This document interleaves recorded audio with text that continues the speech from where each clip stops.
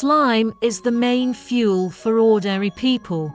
In order to facilitate storage and use, coal bricks and briquettes are generally made from coal slime mixed with a small amount of Loess. Here to introduce the coal slime ball press equipment. 6 characteristics. A slime ball press using hydraulic cylinder pressure. Hydraulic system has an accumulator, not only to ensure the forming pressure, but also to ensure the stable operation of the equipment. 2 coal slime ball press forming roller with mosaic structure, on-site disassembly, quick replacement. Refeeding port is provided with an adjusting plate to ensure material molding.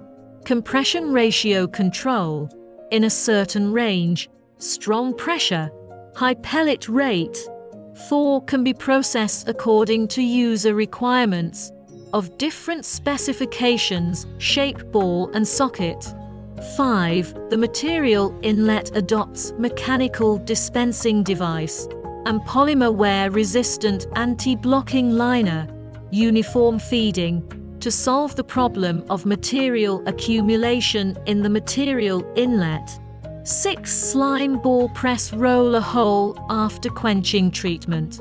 High strength, good wear resistance, long service life.